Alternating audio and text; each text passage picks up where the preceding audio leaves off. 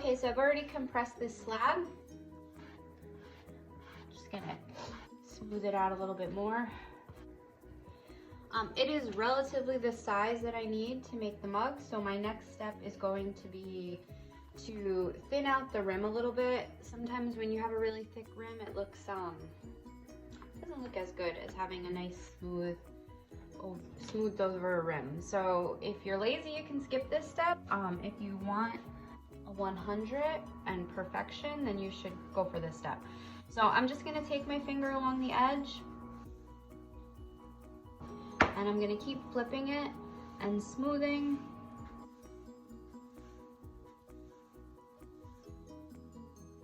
Until I start to make a thinner, rounded lip.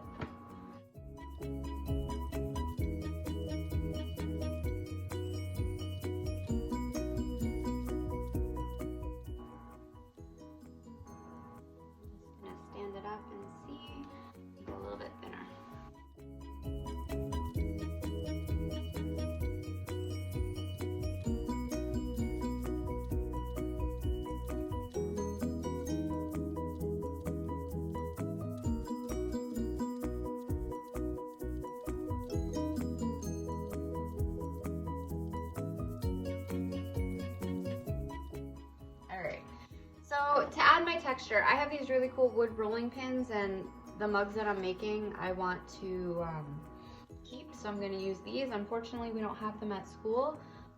I'd bring them in, but from the looks of the cookie cutters from the last project, you wouldn't clean these either. So all of the textures can be found in the Tupperware bin.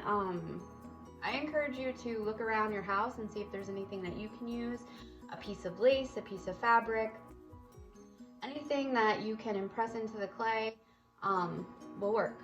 So I have some in the bin by the slab roller, but feel free to figure out your own. So you want to get a nice deep texture, so you want to put a little pressure on the clay. If your slab is too thin, this won't be good, but if you left your slab a little on the thicker side, like 1/4 of an inch, then this will probably thin it out nice. Move it back. I'm actually going to start at this side.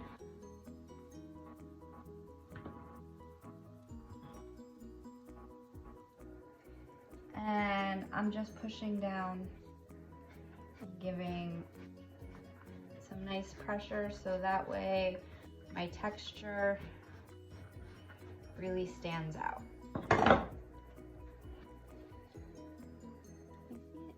Okay. I always go back to that rim because I just want to make sure that it is nice and smooth and even. And sometimes when you use the rolling pins, it can kind of change things a little bit. And we'll address the rim a little bit more as we start to put them up together. So the next thing that you're going to want to do is put your template on top. If you have no problems cutting along the template, go for it. If you put a ruler up against the template, it's sometimes a little bit helpful just to get a nice straight line and not struggle with the foam.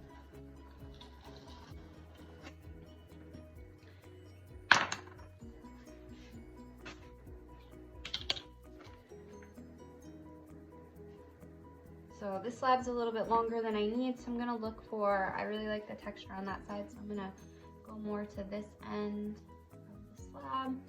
You need to bevel the edges, just like we did for the letter. So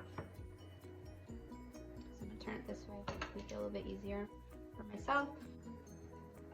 All right, so I'm just gonna go and I'm gonna bevel the edges. For this first edge, I'm just gonna hold my knife and cut at a 45-degree angle, and then I'm going to take that same angle and I'm going to go to the other side and I'm just going to cut. So they should be opposites. So you have one that's visible from the top and one that is visible from the underneath. From here, I'm going to stand it up. If your clay is too soft to do this, then you want to wait, put it on a piece of cement board and wait until it's able to stand up on its own. And then I'm just gonna put it into the shape that I want. And I'm gonna put it to the side while I get another slab for the base. If you rolled out a large enough slab, you can use that same slab to cut the base from, or just roll one big slab for your table and everybody can kind of cut the base, whatever works best for you guys.